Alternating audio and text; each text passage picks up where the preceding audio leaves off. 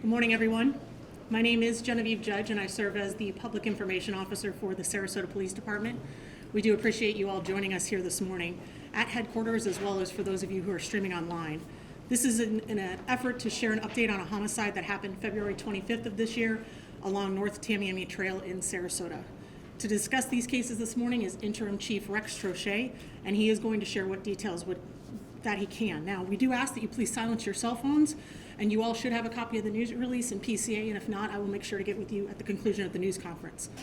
With that, the Chief will take a few questions afterwards to answer what he can, but please keep in mind this does remain an active and ongoing investigation. So with that, Chief, I'll turn it over to you. Thanks, Genevieve.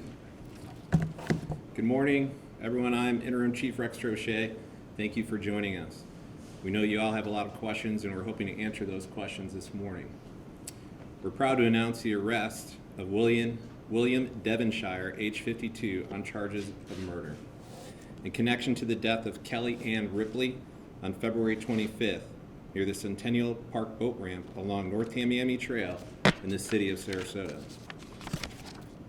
Ms. Ripley's family shared with us over the weekend they are allowing us to share her name publicly. Devonshire is also a strong suspect in the second homicide case that happened along North Tamiami Trail on March 10th.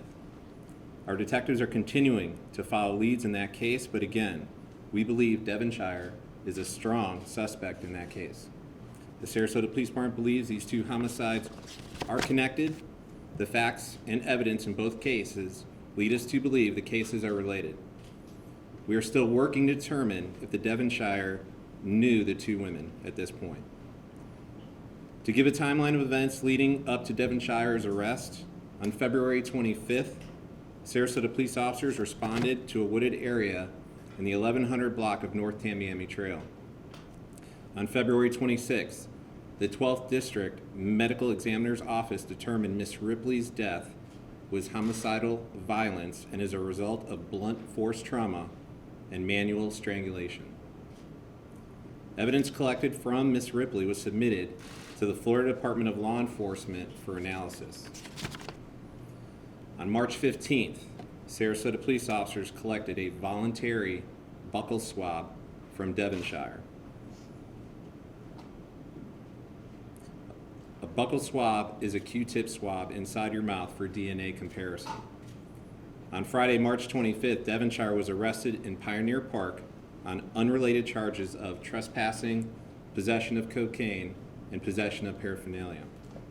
On Saturday, Devonshire's DNA was a match to swabs collected from Ms. Ripley during her autopsy.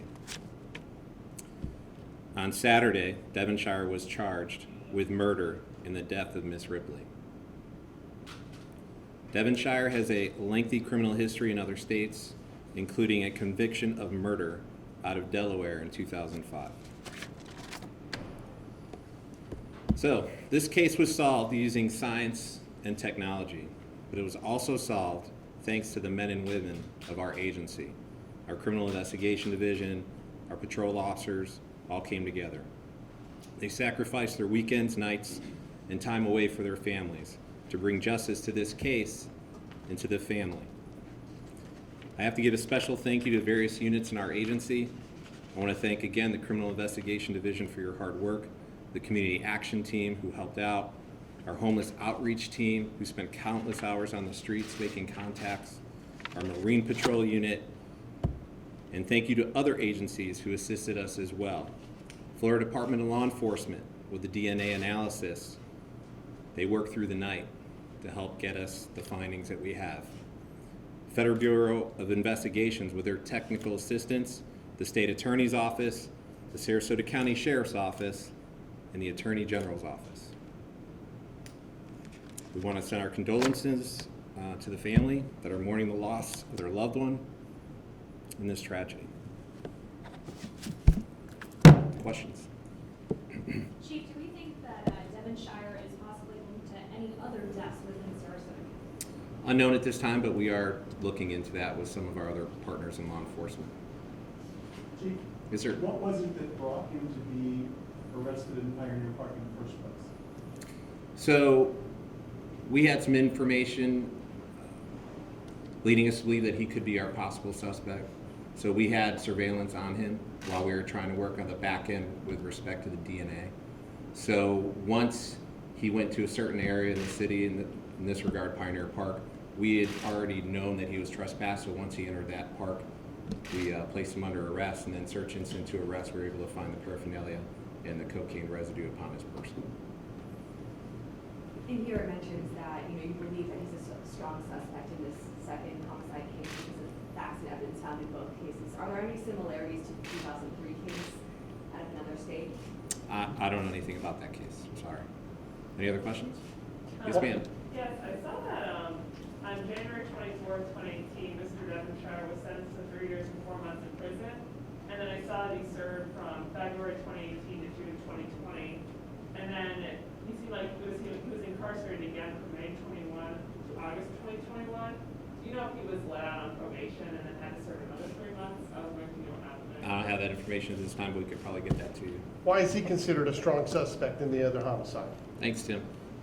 He's considered a strong suspect because there's elements of the one homicide that match the second homicide. So without going into detail, but there is a correlation, a very strong correlation. And sir, do we have any kind of idea what kind of motivation was behind the killing? I have no idea, sir. No Has he been cooperative? idea. At this juncture, I would say he's not being really cooperative. Did any of the, if you got any surveillance video from any of the neighboring properties, did that assist you in arresting them? Without going too in-depth in the investigation, because obviously they're open and active right now, video did play a huge role. I would say technology overall played a huge role. Once again, the science played another massive factor. And again, I just want to commend our people, because without the boots on the ground, without them making contact, we wouldn't be here today. Do we have any details as to how he ended up here? Does he have any local ties or anything like that? I'm sorry, I don't have that information, I'm sorry. Can you talk Okay. about, he said that he voluntarily gave the buccal swab. So let's talk about that. So our officers came together, we formulated a plan with the Criminal Investigation Division, partnering with our Patrol Division. We went out there, we started making contacts with everybody in that immediate area. And in those contacts, what we do is a field interrogation report. It's just like, we call it an FI for short. We make contact with somebody, hey, how you doing, what's going on? Hey, what's your name? Hey, have you seen anything suspicious in the area? It's consensual. And then the officers ask, hey, do you mind if I take a buccal swab? And in this case, Mr. Devonshire gave up the buccal swab, which was a huge break in our case. So I want to thank you, everybody, for coming out and getting the word out, and please keep the family in your prayers.